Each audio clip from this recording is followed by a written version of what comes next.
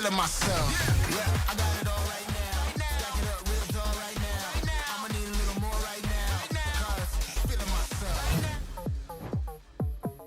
This is NFR 445 Live, sponsored by Virgin Hotels Las Vegas, hosting nightly entertainment and property activations for the 2024 Wrangler National Finals Rodeo, December 5 through 14, featuring performances by some of country music's hottest stars, viewing parties, exclusive room specials, and more.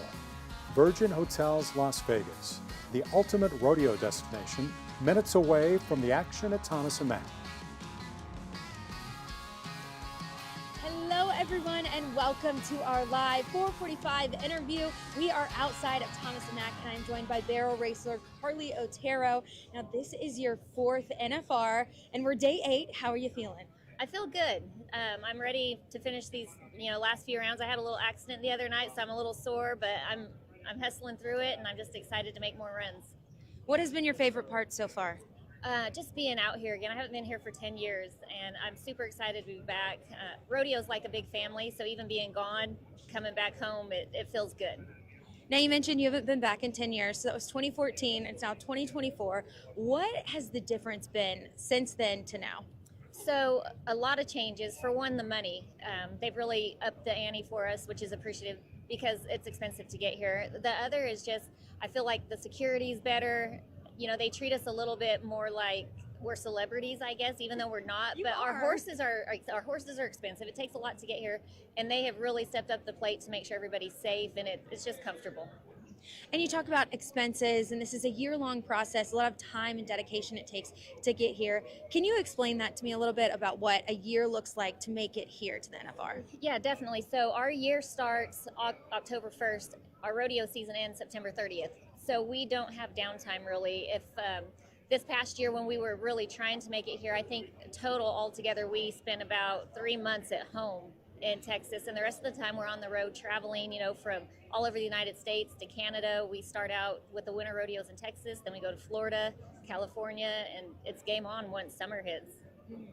And you are a family that travels all the way around the rodeo road. What is that like traveling with your husband who also competes and bringing your boys along? Yeah, we love traveling as family. We always say when it's not fun for us, then we'll probably all just retire, but our boys absolutely love it. They don't know any different, which right now is probably good. But it's hectic. I always say we're a traveling circus, but I wouldn't change it. It's really fun, and the boys, they are brought up with good manners, and they're not shy because they're with people all the time. And how do you manage that, being a mom and a competitor and traveling on the road? That is just a juggling act. I always say I just don't sleep much. So, I'm always mom first. That's my biggest goal, my biggest accomplishments are my kids. And then, I'm a wife and I do all of that first. And I'm just lucky that they allow me the time to ride my horses and compete at this level. And your boys, I take it, they want to be involved in the rodeo. Do they have any specific competitions they're interested in? They want to do everything. All the roping, bulldogging. My oldest wants to be JB Mooney, so I guess we're going to have to figure out how that bull riding stuff works because we don't know anything about it, but we'll figure it out. At what age will they start competing? So my 7-year-old already competes a little bit. He's entered tomorrow at the World Championship dummy roping, and so yeah, he's kind of competing now. And they don't do the junior stuff because we're not home enough. So just as we travel along and they allow us to, enter them in things or we find stuff, then we always make sure to make time for that.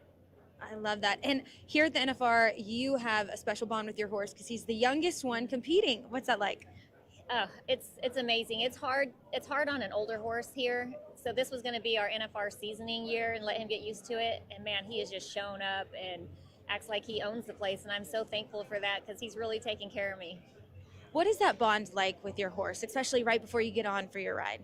Oh, it's a bond like no other. I feel like I know him inside and out. He knows me. He knows when I'm having a bad day and he picks me up. And if he's having a bad day, I can tell and I do whatever I can to pick him up. We spend a lot of hours with these horses and, they're really family and we love them. And you also raise horses as well. And some of them have competed with other competitors here at the NFR. What's that like for you?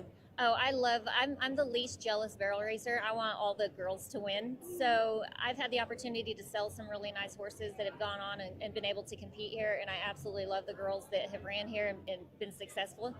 And anytime I get an opportunity to do that, I want to help somebody else out. So I love that. And you talked about the other girls. What is the camaraderie like here at the NFR with all the other competitors? This year is probably the best I've ever seen it. And even like when my husband was competing and I wasn't competing here, it's just the top 15 girls this year all year long. Any of us would have given the shirt off our backs to help the other out. And when we got here, it didn't change. It's almost just like we're at a family reunion. It's really good. And what's that dynamic like? You mentioned your husband competes and you've been in the stands, but it's reversed. So how's your husband taking everything? You know, he's so supportive. He's the positive person in the family, so he's enjoying it just as much as if he was here.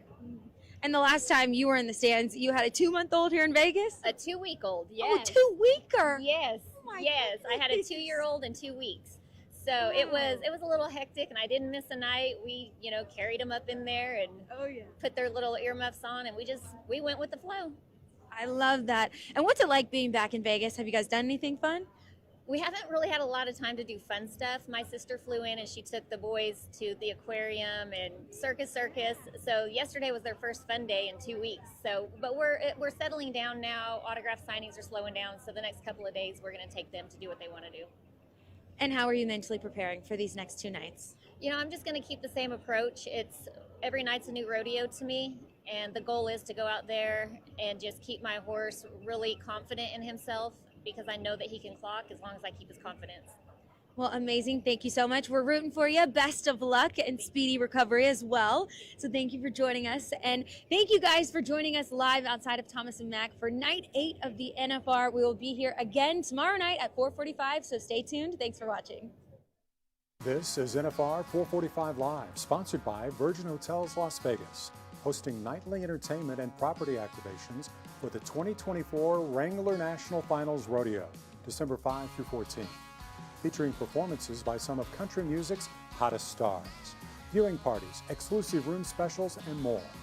Virgin Hotels Las Vegas, the ultimate rodeo destination, minutes away from the action at Thomas & Mack.